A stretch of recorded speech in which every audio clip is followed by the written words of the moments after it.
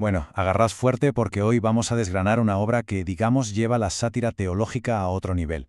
Estamos hablando de un fanfiction, sí, una historia creada por un fan, que se atreve a coger figuras sagradas y meterlas de lleno en una historia, pues de amor, de deseo y sobre todo de rebelión contra la autoridad suprema.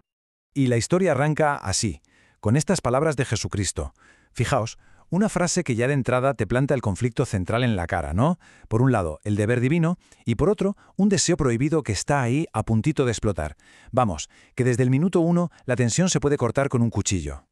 Y con esto nos metemos de lleno en la primera parte, la tentación divina. A ver, aquí la cosa es que Jesús pues se siente un poco asfixiado, ¿sabes? Atrapado por esa imagen de pureza perfecta. Y claro, es justo en ese momento de vulnerabilidad cuando aparece el único ser en todo el universo que le ofrece una salida, una escapatoria. El planteamiento es potente. Desde luego, poneos en situación. Por un lado, Jesús vive con el miedo constante de la mirada de su padre, que lo ve todo, ¿no? Pero por otro, le seduce muchísimo la promesa que le hace Satanás, un rinconcito secreto, un lugar donde Dios no puede ver, donde por fin podría, explorar todo eso que siempre le han prohibido. Y con esta frase, pues se acabó el tonteo. Pasamos de la tentación a la acción. Así, de golpe. La propuesta de Satanás es directa, seductora, va al grano. Ojo, que esto ya no es una simple invitación, ¿eh? Esto es el pistoletazo de salida para una relación física que, literalmente, va a poner patas arriba el orden cósmico. Vale, y así llegamos al meollo de la cuestión, al núcleo de la transgresión. En esta parte, el relato hace una mezcla curiosa. Mezcla lo explícito, lo carnal, con una comedia que no te esperas para nada. Y es que usa el humor precisamente para contarnos lo que en el fondo es un acto de liberación total.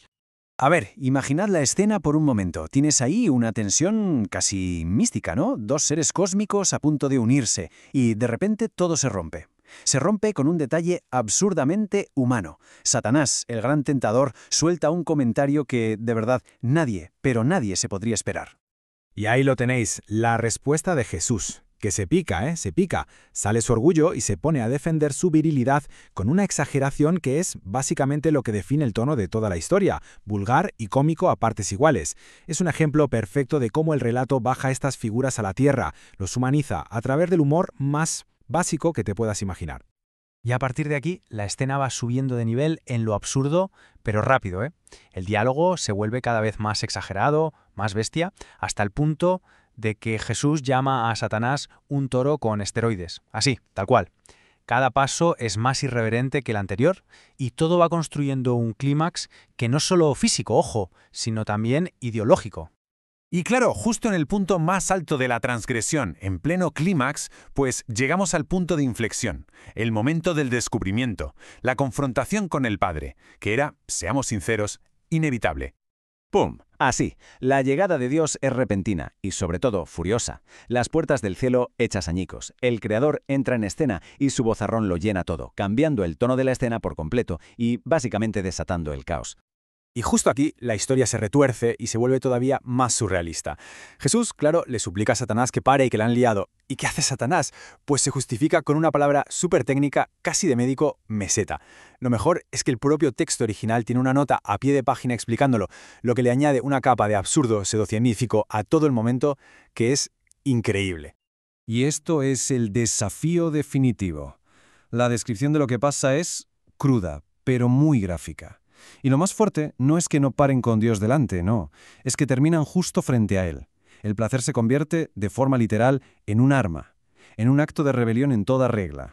Vale, superado el shock inicial, la confrontación física da paso a una batalla de ideas, a una discusión filosófica. Jesús se encuentra ante una elección que es tela. Por un lado su padre, que es el deber, la norma, y por otro su amante, que representa la libertad y el deseo. Aquí lo que vemos es un choque frontal entre dos maneras de ver el mundo. Por un lado, tienes el juicio de Dios, que se basa en la pureza, en las reglas, en lo que debe ser. Y por el otro, la defensa de los amantes, que básicamente se preguntan, oye, ¿por qué el amor y el placer tienen que ser pecado? ¿Por qué algo que se siente así tiene que estar mal?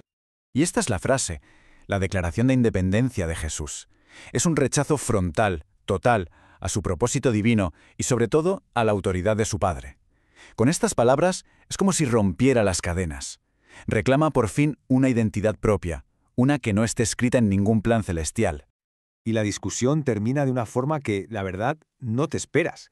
Dios, que está que trina, Se da media vuelta y se larga. Es incapaz de destruir a sus propias creaciones. Ojo que esto no es una victoria por la fuerza, ¿eh? Es una victoria de las ideas. El amor y la rebelión, al menos por ahora, han ganado la partida. Y con esta retirada llegamos ya a la resolución de la historia. Ahora que por fin son libres de esa tiranía divina, los amantes no se van a limitar a sobrevivir y esconderse. ¿Qué va? Se proponen algo mucho más grande. Crear una existencia nueva, desde cero. Y esta vez, con sus propias reglas. La liberación de Jesús es sencillamente absoluta. El relato lo describe abandonando por completo quién era antes. Y no es solo una elección, es una transformación radical. Se reinventa por completo, abrazando todo, absolutamente todo, lo que una vez tuvo que reprimir. Y aquí llega el acto final de rebelión, la traca final. Ya no se trata solo de desafiar el universo de Dios, sino de crear uno propio.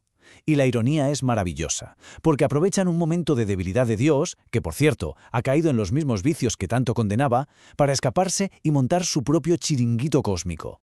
Y así, la historia se cierra con una inversión de papeles total y absoluta. Los que antes eran los rebeldes ahora son los creadores, y el que era el creador supremo se queda atrapado en el infierno. Y no por la fuerza, sino por sus propias debilidades. Un final, la verdad, cargado de una ironía muy potente. Este relato, con todo su tono absurdo, vulgar y provocador, nos deja con una pregunta flotando en el aire.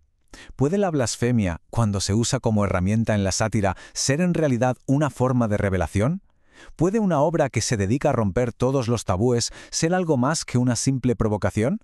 ¿Puede, quizá, desvelar algunas verdades incómodas sobre el poder, sobre el dogma y sobre la libertad? Ahí queda la pregunta.